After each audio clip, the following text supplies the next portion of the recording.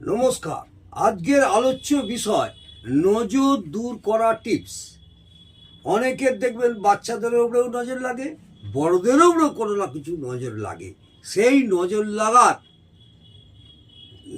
Tips নিয়ে আমি দু চারটি কথা বলছি, করে দেখতে পারেন। উপকার হলে অবশ্যই কমেন্টে জানাবেন। মঙ্গলবার দিন নিরামিষ আহার করে, মঙ্গলবার দিন নিরামিষই আহার করে শুদ্ধ বস্ত্রে কোনো হনুমানজির মন্দিরে যাবেন। হনুমানজির মন্দিরে গিয়ে হনুমানজির যদি ডান দিকের কাঁধে যদি সিঁদুর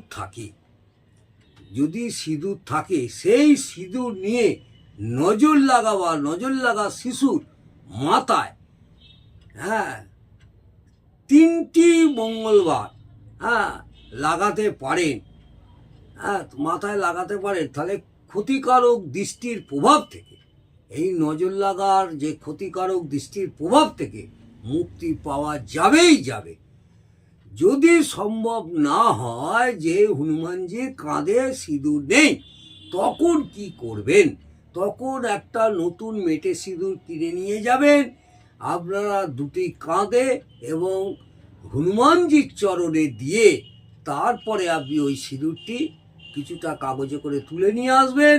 নিয়ে এসে যে ব্যক্তির নজর লেগেছে বা নজর কোনো শিশুর লেগেছে, তাহলে তার মাথায় 3টি সপ্তাহ অর্থাৎ 3টি মঙ্গলবার তার মাথায় বুলিয়ে দেবেন। অল্প করে নিয়ে মাথায় বুলিয়ে দেবেন বা মাথায় লাগাবেন। দেখবেন নজর লাগার যে প্রকোপ থেকে বা নজর লাগার দৃষ্টির প্রভাব থেকে অবশ্যই মুক্তি পাওয়া যাবে। আজকে এই পর্যন্ত। ভালো লাগলে অবশ্যই আমাকে কমেন্টে জানাবেন, তাহলে আমার পক্ষে অনেকটা সুবিধা হয়। এই টোটকাটি করে দেখলে আশা করি অনেকেই উপকৃত হয়েছেন এবং আপনারাও পাবেন। নমস্কার, জয় মাতা।